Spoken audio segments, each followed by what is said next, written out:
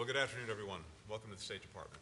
I want to begin by thanking our friends and colleagues, Foreign Minister Cho, Defense Minister Kim, for their partnership, for their friendship, and for the very good discussions we had today. And as always, it's great to be with my friend, my colleague, Secretary Austin. In 2021, the two of us made our first foreign trip together, and we visited Seoul, as well as Japan. This was our first overseas trip, and the first 2+2 of this administration. I just got back from another trip to the Indo-Pacific a couple of weeks ago, which by our count was my 20th trip to the region since the start of this administration. But with the Republic of Korea, over the last three and a half years, we've strengthened our alliance, we've modernized our alliance. An alliance that for 7 decades has advanced peace, prosperity, and stability on the Korean Peninsula, in the Indo-Pacific, and increasingly around the world.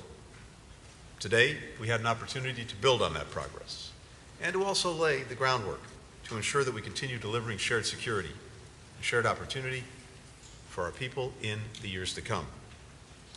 Now, one of the things that we emphasized today was a reaffirmation of the United States' ironclad commitment to the ROK security, and that includes through extended deterrence. That's especially important in light of the ongoing provocations coming from North Korea, including another ICBM launch just yesterday. We condemn it in the strongest terms.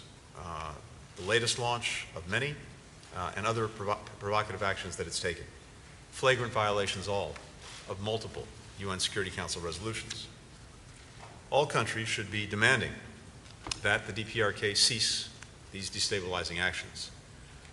We are closely consulting with our partners and also with Japan. In fact, Foreign Minister Cho and I were on the phone early this morning with our Japanese counterpart, and we will be focusing, as always, on this in the days to come, including the actions we'll take in response.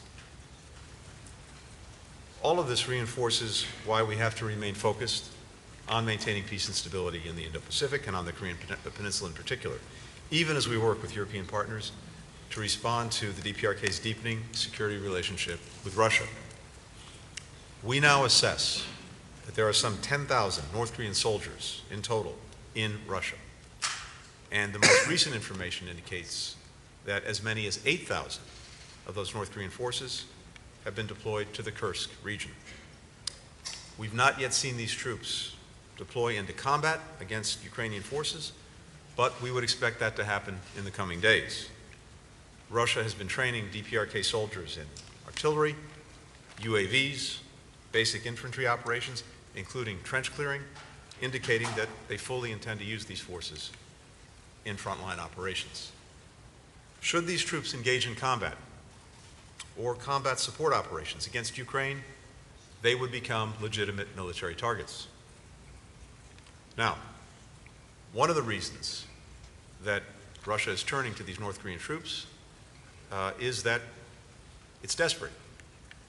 Putin has been throwing more and more Russians into a meat grinder of his own making in Ukraine. Now, he's turning to North Korean troops, and that is a clear sign of weakness. Russia's been suffering some 1,200 casualties a day in the East, more than at any other time during the war. And with the deployment of these North Korean troops to Russia and now to the front lines, this is the first time in 100 years that Russia has invited foreign troops into its country. Our two sides today discussed a range of options in response, and we're closely coordinating with allies and partners, particularly our European partners. We're continuing to surge security assistance to Ukraine, the United States, and we'll announce more in the coming days.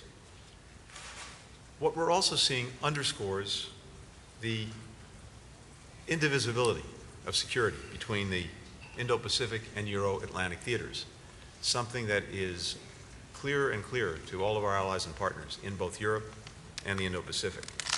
It's reflected in South Korea's growing partnership with NATO, as well as its support for Ukraine, providing generators, humanitarian assistance, and we've discussed what more the Republic of Korea may do in the future. But in all of the conversations that I've been having with partners in both Europe and the Indo-Pacific, increasingly, we see a focus on the indivisibility of the security. With regard to China, we discussed the need to responsibly manage our competition with the People's Republic of China. We agreed that China should do more to curb the DPRK's provocative actions and to stop support for Russia's defense industrial base, which is helping to perpetuate the conflict and the aggression by Russia in Ukraine. In the face of China's unlawful maritime claims in South China Sea, we remain committed to upholding freedom of navigation and freedom of overflight. We also underscored the importance of maintaining peace and stability across the Taiwan Strait. Even as we address these security challenges, we're also working together to expand our economic cooperation in ways that are having clear, direct, and powerful benefits for people in both of our countries. South Korea is now America's #1 source of foreign direct investment. And this is really worth reflecting on, because foreign direct investment may be the best measure of trust and confidence, because you don't make these investments unless you believe in the future of the country that you're making the investments in. So it's a powerful gauge of the confidence that South Korea has in the United States. And more broadly, we are the #1 recipient of foreign direct investment in the world. Again, a very powerful indicator of the way the world sees the United States. Thanks to the CHIPS and Science Act, thanks to the IRA, since 2021, Korea's companies have pledged to invest $140 billion in the United States, and that will help create some 100,000 jobs. And those jobs will be in the industries of the future. We're now Korea's second largest investor. Together, we're advancing a shared economic vision for the Indo-Pacific and actually for the world. These goals are bolstered by growing trilateral cooperation with Japan, building on the historic Camp David Summit that President Biden convened and hosted. And we look forward to another trilateral summit at the earliest opportunity. I mentioned at the start that Korea is increasingly a powerful and consequential leader around the world, a global pivotal state. It hosted the Summit for Democracy in March. We look forward to Korea hosting APEC next year. And together, we are working to uphold the rules-based international order, the UN, right now in the Security Council, where Korea is a member. Our alliance is continuing to do what it does best, which is deliver real results for our people, real benefits for Americans and for Koreans, and we're grateful for the strong bipartisan support that we enjoy in Congress for the alliance. President Yoon has said that the United States and Korea are marching together toward the future. Today, it's another reflection of the work that we're doing together, the fact that we are joined together in building a better, more secure, more prosperous future for all of our people. Thank you. Lloyd. Mr. Cho. Oh, Mr. Cho, you're right. Thank you. Thank you, Tony. Tae-yul. 먼저 오늘 제6차 한미 외교국방장관 회의를 주최하고 우리 대표단을 따뜻하게 환대해 주신 블링컨 국무장관님과 오스틴 국방장관님께 감사의 말씀을 드립니다. 지정학적 대전환기를 맞아 지역 및 글로벌 안보 위협이 갈수록 심화되고 있는 엄중한 안보 상황 속에서 양국의 외교 국방장관이 함께 모여 공동의 대응 방안을 논의한 것은 매우 의미 있고 시의적절한 것이었다고 생각합니다. 우리는 오늘 회의에서 한반도 문제와 동맹 강화 방안 그리고 지역 및 글로벌 이슈에 관해 포괄적이고 심도 있는 협의를 갖고 이를 토대로 공동성명에 합의하였습니다. 특히 최근 북한의 러시아 파병을 포함한 러북 군사협력이 다수의 유엔 안보리 결의에 대한 명백한 위반임을 재확인하고 가장 강력한 언어로 이를 규탄하였으며 북한군 파병을 포함한 일체의 불법 군사협력을 즉각 중단할 것을 강력히 촉구하였습니다.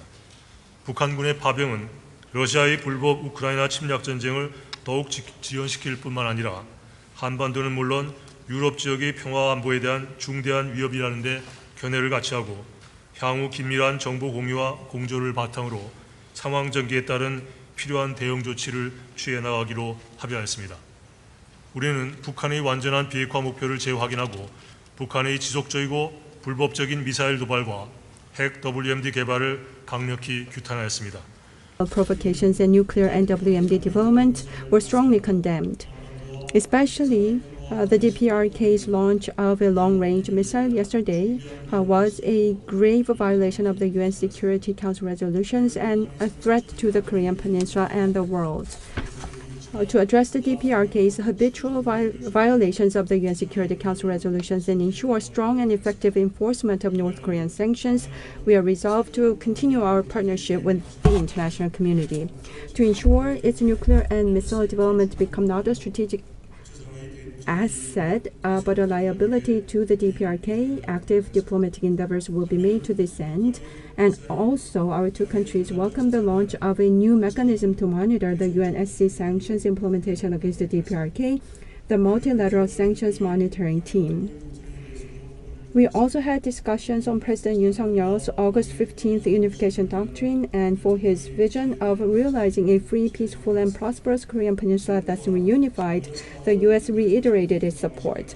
Last April, President Yoon's state visit to the U.S. unveiled the historic Washington Declaration. Its follow-up measures have further strengthened extended deterrence cooperation, based on which we also agreed to steadfastly develop a nuclear-based alliance. The U.S. reaffirmed its unwavering extended deterrence commitment to the ROK.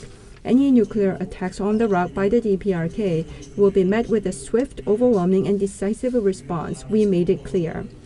We reconfirmed that the ROK-U.S. Mutual Defense Treaty extends to space and cyberspace domains as well. Deterrence in these areas will be further bolstered, as we agreed.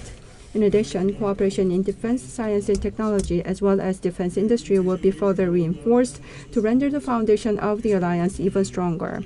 To safeguard the rules-based international order in the Indo-Pacific, we agreed to continue working in close concert. We opposed any unilateral attempts to change the status quo in the region. Freedom of navigation and overflight is among the fundamental rights and obligations of the UNCLOS and international law. Establishing a maritime order where such is guaranteed is crucial, as we reaffirmed. We also reiterated our commitment to international solidarity and support for Ukraine. Now, in its 71st year, the ROK-US alliance, rooted in democracy, human rights, rule of law, and other core shared values, and unwaveringly trusted by our people, remains stronger than ever. Sharing this view, we agreed to further broaden and deepen the alliance by convening regular ROK-US foreign and defense ministers meeting going forward. Such regularization of the 2+2 meeting will ensure that the ROK-US alliance, as one of the most successful alliances, engage in more institutionalized and substantive cooperation. Thank you, Secretaries Blinken and Austin, once again.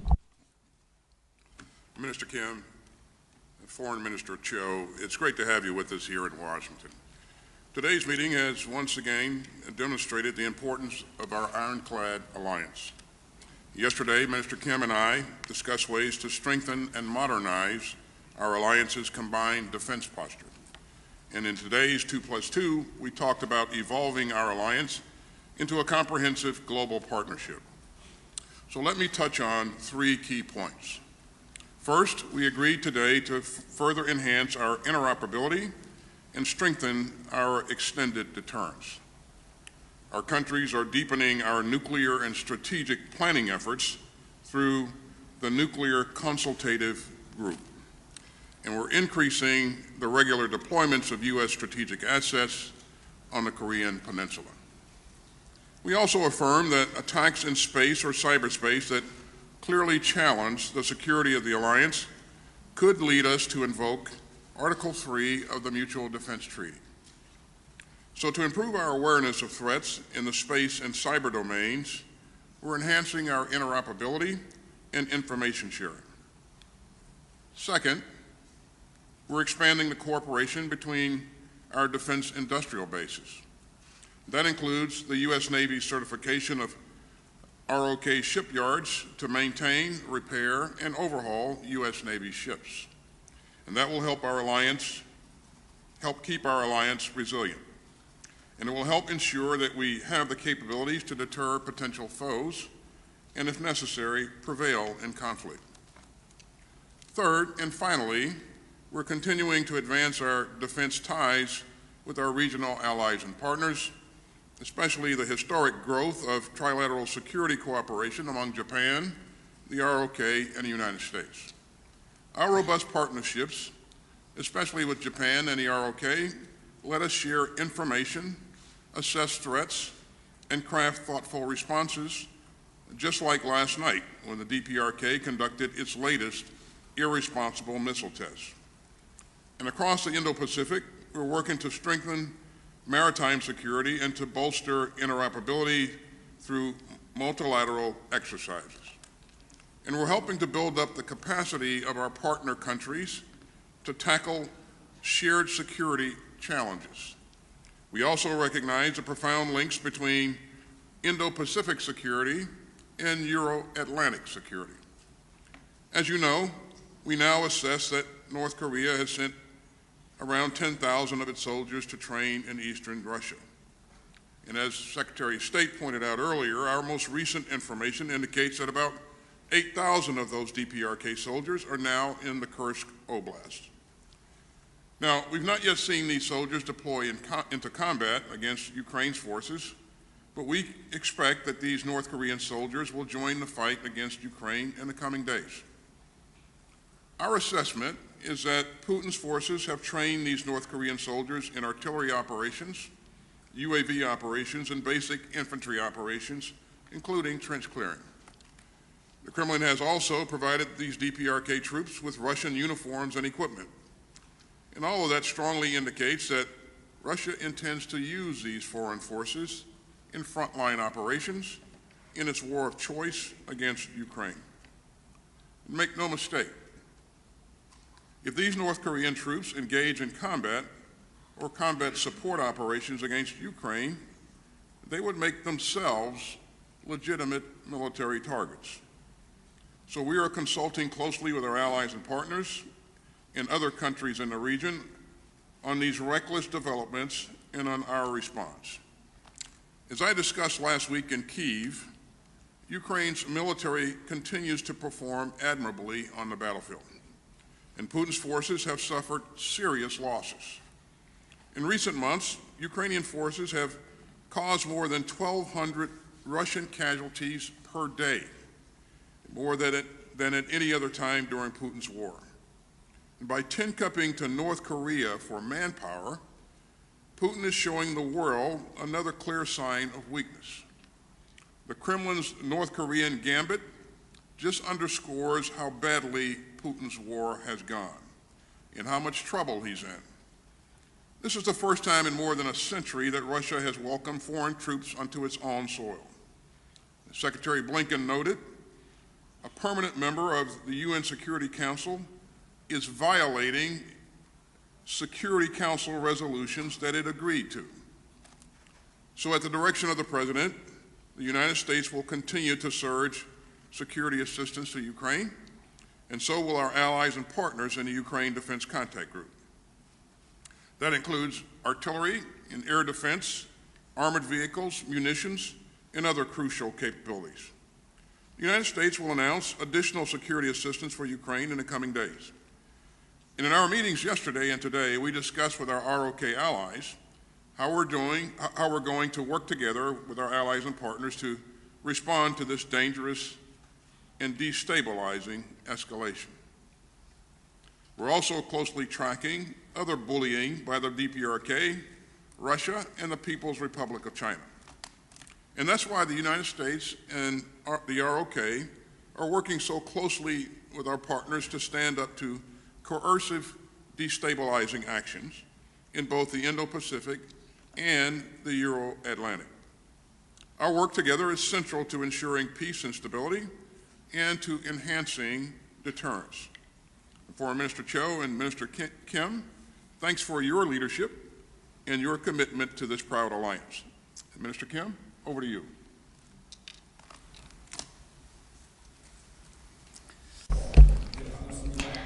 Good afternoon. I am the Minister of National Defense of the Republic of Korea.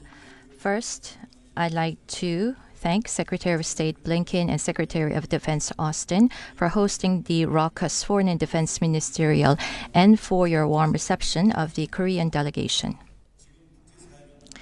The international community today is faced with complex challenges which threaten peace and security, and we are in the most stern security environment since the Cold War.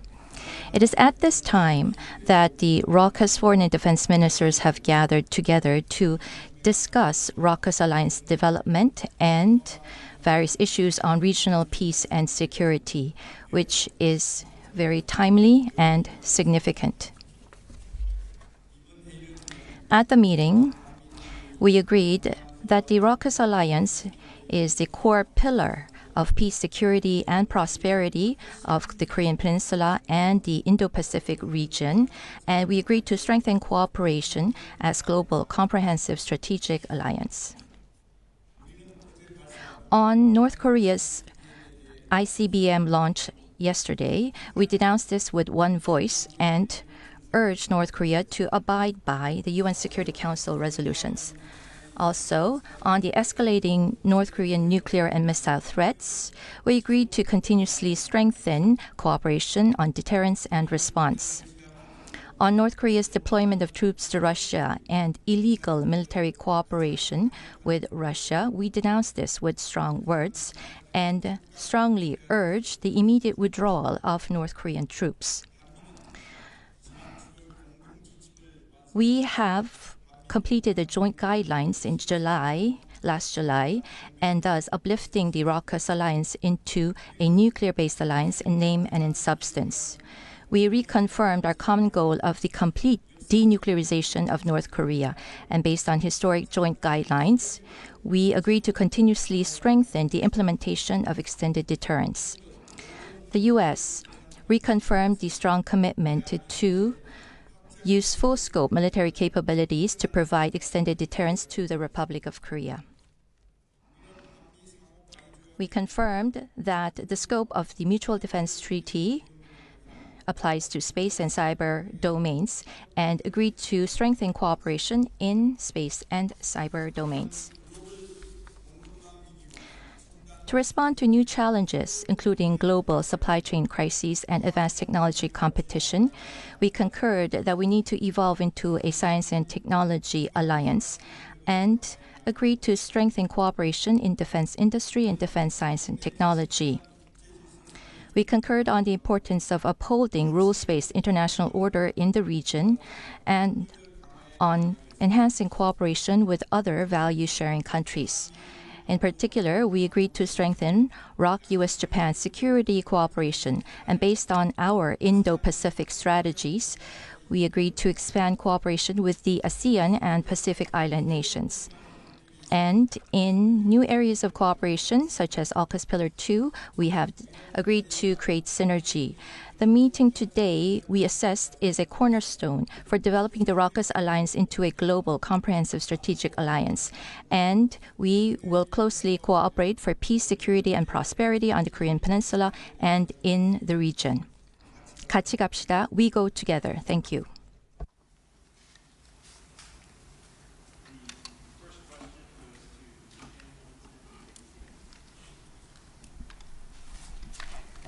Thank you very much. Now, my first question is for the four of you. You discussed the need for Beijing to do more to rein in North Korea's aggression, but so far, China has been largely silent on North Korea's deployment of troops to help Russia's war effort. What do you make of this silence? What do you want to see? What specific steps would you like to see happen next? And is now the time for South Korea to supply offensive arms to Ukraine? And then over to the Middle East, if I may, Secretary Austin, Secretary Blinken, do you see a Lebanon ceasefire deal coming together? Is that on the horizon? And then in Gaza, the U.S. has been pushing Israel for answers on that devastating strike in Bet Lahia for days now, to no avail. Also, the letter you sent to the Israeli government called for the creation of a new channel on civilian harm incidents by the end of this month. So far, it doesn't appear that has happened. Has anything changed on either of those fronts? And if not, how do you justify continuing to arm a foreign power that won't cooperate? Any more? I'm happy to start. As we said, I think each of us, and as we say collectively, we believe that the entire world should be insisting and demanding that the DPRK cease its provocative actions, both in terms of the repeated missile launches in violation of UN Security Council resolutions, and now also providing its troops for Russia's use in this war of aggression against Ukraine. And when it comes to China, as a member of the United Nations Security Council, we would and should expect no less. And we've had communications with China. In fact, we had a robust conversation just this week, and I think they know well the concerns that we have and the expectations that both in word and deed they'll use the influence that they have to work to curb these activities. So we'll see if they take action, but I think this is a demand signal that's coming not just from us, but from countries around the world that see what the DPRK is doing both in the immediate region on the Korean Peninsula, but also what it's doing in Europe. Now, it's also very important to note that this is a two-way street between DPRK and Russia. We're seeing what DPRK is providing to Russia in terms of troops. We're very focused on and concerned about what Russia might be doing in order to enhance the DPRK's capacities, its military capacity. That too should be of real concern to China because it's profoundly destabilizing in the region. On Lebanon, let me just say that we are working very hard and making progress on reaching understandings of what would be required for the effective implementation of UN Security Council Resolution 1701. This would be the basis of a diplomatic resolution to the crisis. It's important to make sure that we have clarity, both from Lebanon and from Israel, about what would be required under 1701 to get its effective implementation.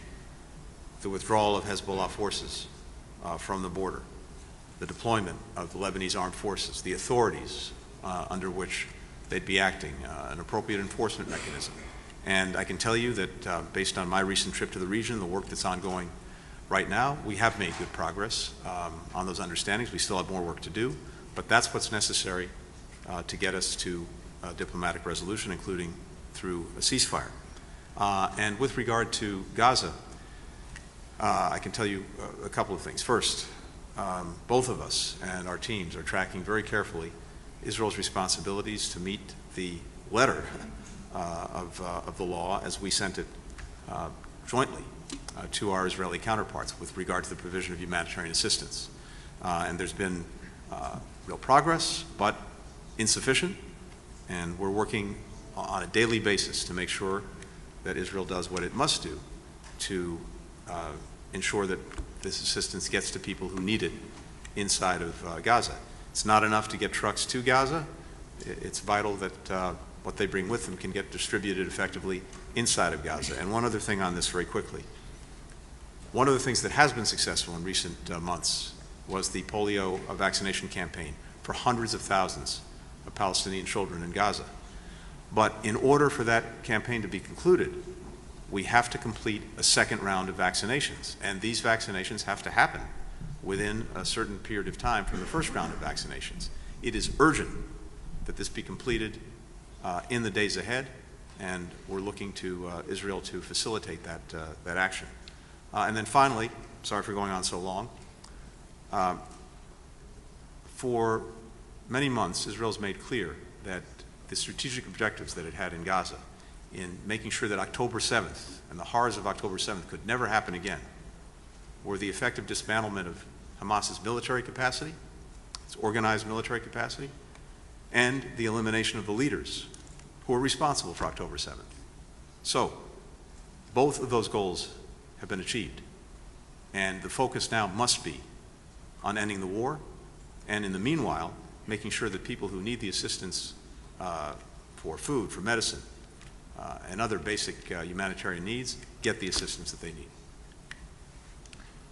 So with respect to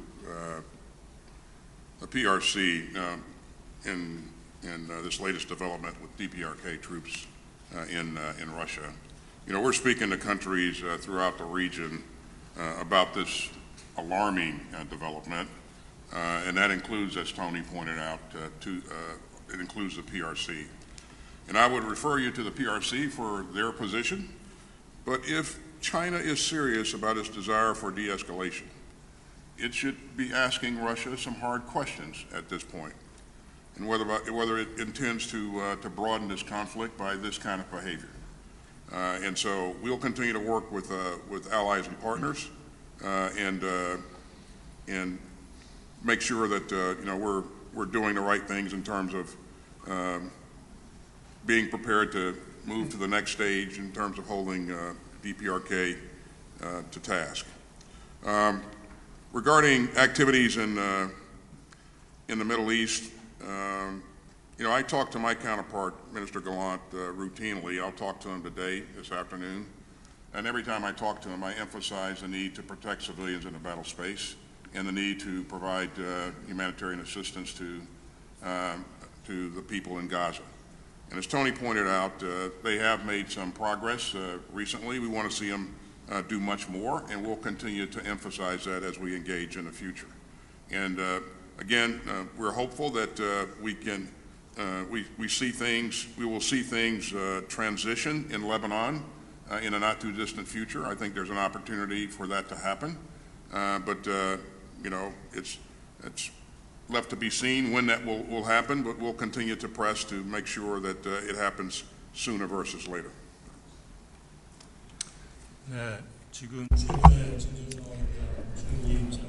Regarding the China stance on the recent developments and what kind of measures that we will be asking for towards China, concerning the military cooperation between Russia and the DPRK and the troop dispatch to Russia, China has been reticent about making its position known, but I believe that it is finding it very uncomfortable, the whole situation.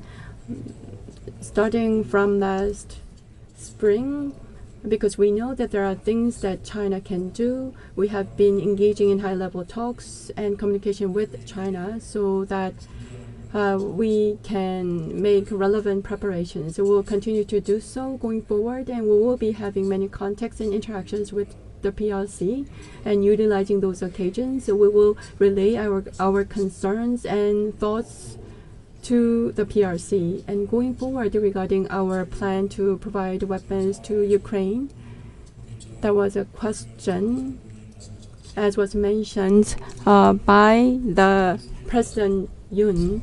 Depending on the developments in military cooperation between the DPRK and Russia, relevant measures, corresponding measures will be taken accordingly. We need to see the level of involvement of the DPRK forces in Russia, and we also need to watch what kind of quid pro quo the DPRK will be receiving from Russia. So we'll have to watch that before making a decision as to the weapons support that we will be providing to Ukraine. So we're not in a position to share the specifics. So the three earlier ministers have already mentioned much, but I'd like to just add one point. On the silence of the PRC, China still continues to be silent.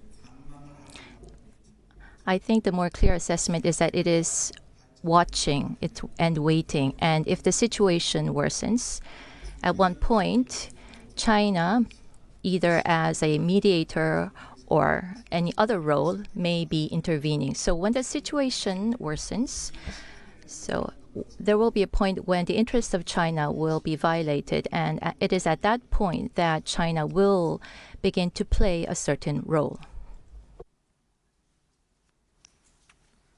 For the next question, Sang-ho Song with Yonhap News Agency. Thank you. My first question is for Minister Kim and Secretary Austin. Yesterday, North Korea launched an ICBM. Do you assess that there was any Russian technological support vis-a-vis the latest ICBM launch? And regarding the SCM statement yesterday, the statement said that Minister and Secretary decided to include North Korean nuclear attack scenario in future combined exercises. Does that require any revision or update of ROK US wartime operational plans? And when will that happen? Would that be applied to combined exercises in coming years or next year? Can you give us some clarity on the time frame? And my second question is for Secretary Blinken and Minister Cho. Can you tell us what specific steps South Korea and the United States are considering taking beyond just public condemnation if North Korean troops' actual entry into combat is confirmed? Thank you. So the first question was on the ICBM, and can you...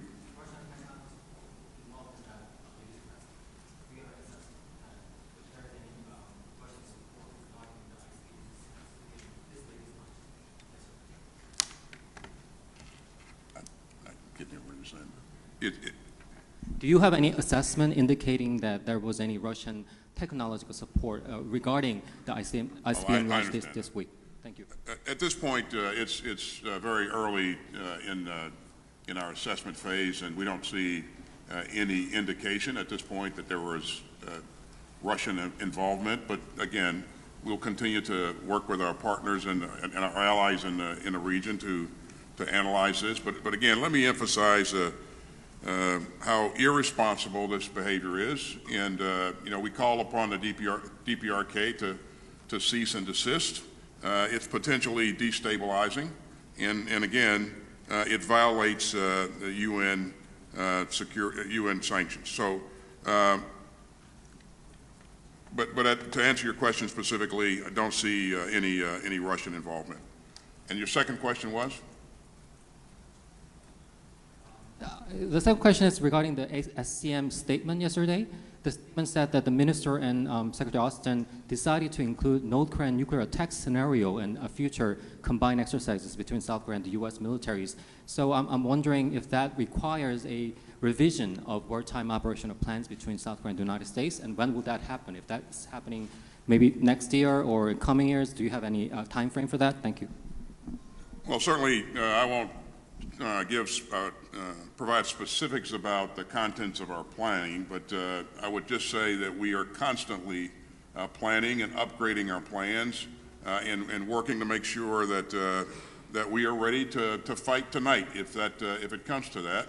But again, the fact that we continue to increase our interoperability, I think that reassures our allies and partners in the region, and it also serves as a deterrent against anyone who would want to do the unthinkable and try to take on this great alliance. Mr. Kim?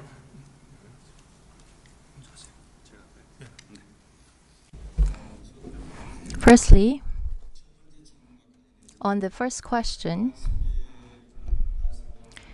on North Korea's ICBM launch, was there a technical support from Russia? That has not been confirmed at the moment.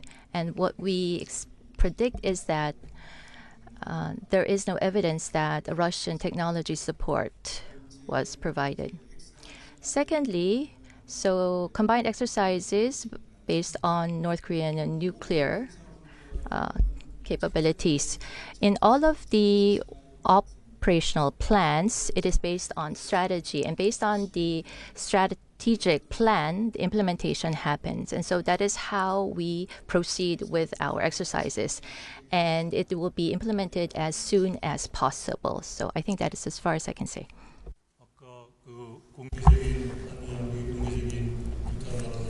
Other than the public condemnation between our two nations, what specific actions are we considering? That was the question. At this point, strategic communication towards the international community, especially tailoring our messages to different groups of members of the international community, and a coordination of independent sanctions are on our minds, and we will consider the full breadth of possible scenarios for making considerations as to the options to take. Regarding the specific measures and actions to be taken, we'll have to see the specifics of military cooperation between the DPRK and Russia. Once that's confirmed, we will take actions accordingly. Yeah, and I can only reinforce what the Foreign Minister said. We'll, of course, consult closely with allies and partners should we see North Korean troops enter into combat. As both Lloyd and I have said, that makes them legitimate military targets. But we'll be consulting with allies and partners on any additional steps and any additional measures we may choose to take. For our part, for the United States, As I mentioned earlier, you'll be seeing additional security assistance heading in the direction of Ukraine very soon, to be announced in the coming days. And throughout these months, we will be with more than 50 countries, continuing to strengthen and build support for Ukraine's defense with everything that it needs to effectively defend itself, as well as continuing to put pressure on Russia and to deal in many other ways with the ongoing aggression. For the next question, Noah Robertson with Defense. Thank you all for doing this. To Secretary Blinken specifically, I wanted to know if you could share whether Israel actually shares your assessment of the war in Gaza right now. The microphone is not on. You're committed to ending it in the way that you described.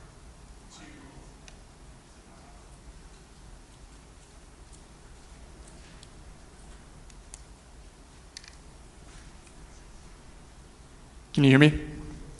Did you hear the question, or should I repeat it? I did. No, I've got it. Thanks. Perfect. Thank you.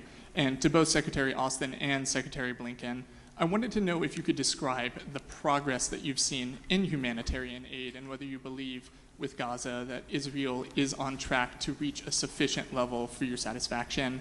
And if you could expand specifically on what channel that the U.S. has used to communicate with China about the DPRK's actions in Russia. To Secretary Austin specifically, I wanted to know, now that we have seen these 8,000 DPRK troops deployed toward Kursk, whether you think it's possible for Ukraine to hold on to its territory there, or whether it will have to try to consolidate its defenses given the losses in the east. And then if I could venture one more specifically to Minister Kim, could you specify the number of containers that the DPRK has provided to Russia during the conflict as it grows its cooperation militarily? Thank you. Thank you. Well, of course, I'll let Israel speak for itself, but I think it actually largely has. As I said, it's made clear repeatedly and publicly that the critical objectives that it had for making sure that October 7th could never happen again were the elimination of Hamas's organized military capacity, as well as bringing to justice those who were responsible for perpetrating October 7th, and notably Mr. Sinwar. Well, the latter is demonstrably done, and the Israelis themselves have said, and said publicly, that they have dismantled Hamas's military capacity. So on that basis, and these are their stated objectives, those objectives having been achieved at great cost in the lives of children, women, men, Palestinians, caught in this crossfire of Hamas's initiation and making, well, this would be the time to move to end the war. In terms of progress on the humanitarian aid, look, the letter that Lloyd and I sent, which is now in the public domain, even though that was not the intent, lays out a number of things that we expect to see them do. And I can tell you that as you go down the list, there are a number of them, a number of these steps have been taken, including, for example, reviving crossings that had been dormant, initiating and opening a new crossing into Gaza, some additional measures. Some are in train, others we've not yet seen. And so we're tracking this between us, between our teams, with the Israelis and those who are working on the humanitarian response every single day. I know, as the Secretary said, he'll be speaking to Defense Minister Gallant, I believe, later today, and I'm sure that will come up. So we're very focused on making sure that the steps that we outlined in the letter are actually taken and implemented and sustained. Because what we've seen in the past is this. We've seen Israel take important steps, for example, this spring, also in response to what the United States said was necessary to improve the humanitarian situation for people in Gaza. And we saw real progress, and then we saw it diminish and then tail off, which is one of the reasons we felt it was so imperative to write to our counterparts and to see action taken on this. In terms of our engagement with China, I mentioned earlier that we had a robust engagement just this week, and what I can tell you is that happens between senior officials in our government, including the State Department, and the Chinese government. Regarding progress with respect to the delivery of humanitarian assistance.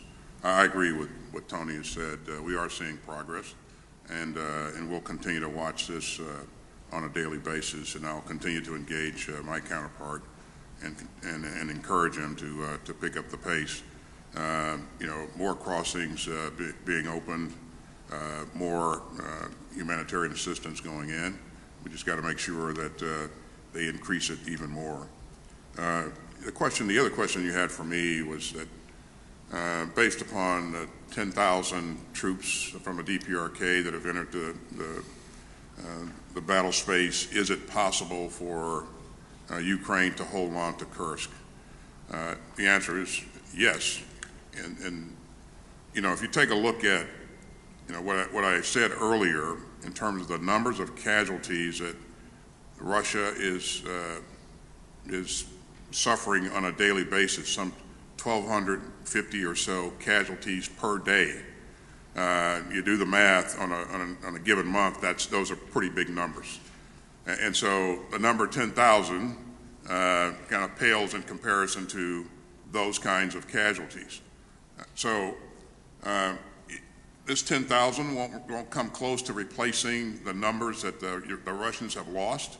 And again, I think they're at a point now that if they got to go seeking for assistance to a country like the DPRK, then I think they have some problems. But yes, I do believe that they can hold on to the territory if they choose to do that. They do have options. They can do a number of things, but if they choose to do that, they can hold it. So. And just before turning to my colleague, there's one thing I want to make sure that I emphasize as well, because I'd be remiss if I didn't say it.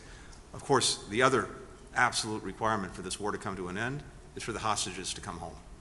And that includes the 7 Americans. So we're working on that every single day, but that is absolutely necessary, and with every passing day, increasingly urgent.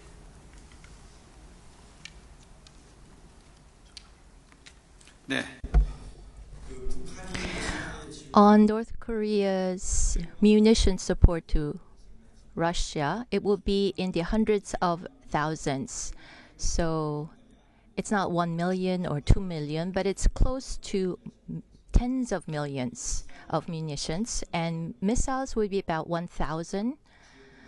Over 1,000 missiles have been provided. And for the final question, Min Suk Lee with Chosun Ilbo. Thank you. My first question is to Secretary Austin.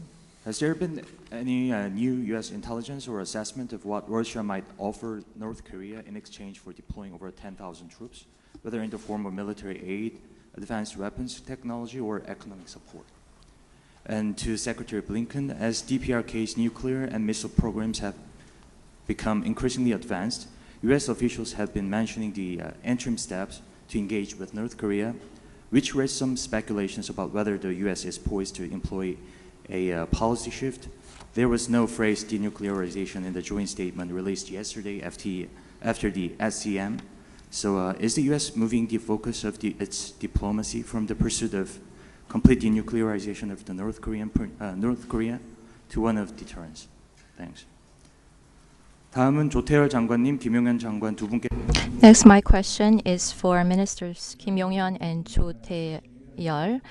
Minister Kim, yesterday you talked about enhancement of ICBM, and there's a possibility that North Korea will be asking for advanced technology from Russia. And so do you have any signs that this is actually happening?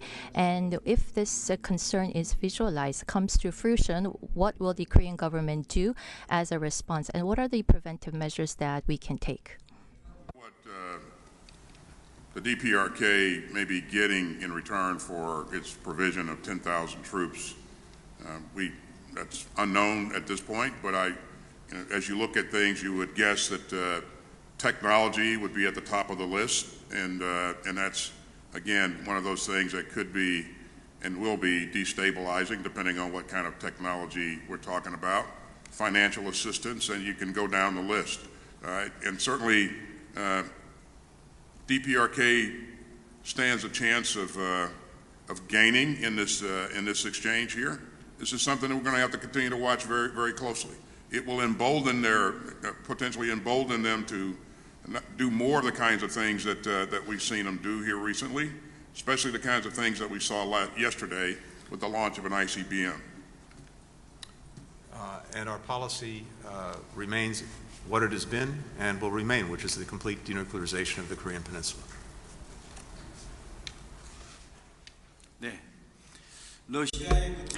On Russian technology transfer to North Korea, as of yet, nothing has been confirmed. It has not been confirmed as a fact, but we are just making predictions about the possibility.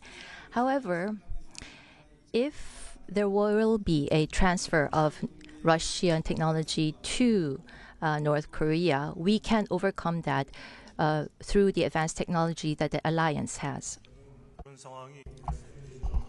To deter such a situation, I believe our efforts in that regard is most important. In collaboration with the international community, we are engaged in strategic communication and coordinating independent sanctions. These activities have exactly that situation, deterrence of that situation in mind as the top priority. And once that's done, as to what kind of actions to be taken, I will have to repeat the principle that I've already told you about. Thank you.